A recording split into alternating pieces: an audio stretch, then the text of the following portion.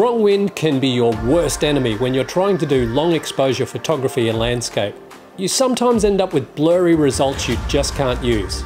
I've been to some of the most windiest locations on the planet, yet I've still managed to capture long exposure shots using these techniques I'm about to show you. So when I was a kid, I used to do a bit of martial arts. Now, trust me, I am no Bruce Lee, that is for sure.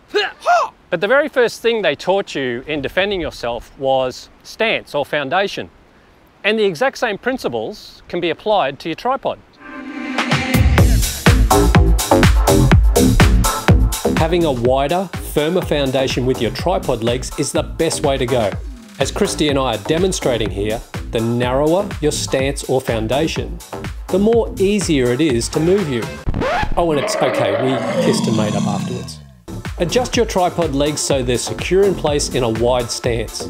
That way you're ready to do battle with the strong wind. The higher you go, the stronger the wind. All of those drone flyers out there will know what I'm talking about here. The best chances to minimize camera shake is to frame up and get your tripod as low as you can go. As an example, I used this technique in a video I did in South Australia at Lake Bonnie. Getting down low with a wide tripod stance allowed me to get this long exposure shot at sunset. If possible, use natural elements like rocks, tree trunks, ledges, even cars as a barrier from the strong wind. This helps buffer the camera and tripod from any possible movement. I used this technique for a sunrise shot at the Old Man of Storr in Scotland using a ledge as shelter. It also gives you a great opportunity to check your hair. If you use a shutter release cable that's connected to your camera like I do, make sure you secure it so it doesn't dangle in the wind.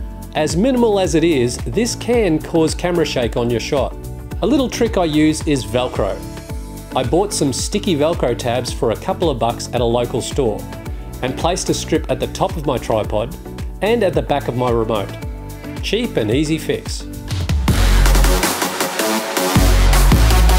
Depending on the effect you're going for in your shot, I always try to do long exposures with secure, inanimate objects in the foreground like dead trees, logs, rocks, jetties or bridges.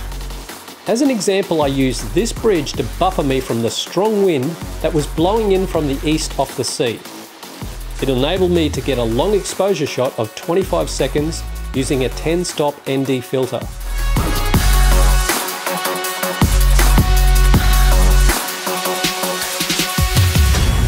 Thanks very much for watching, and I really hope these tips help you out when it comes to long exposure photography and strong wind. And I'll see you next time.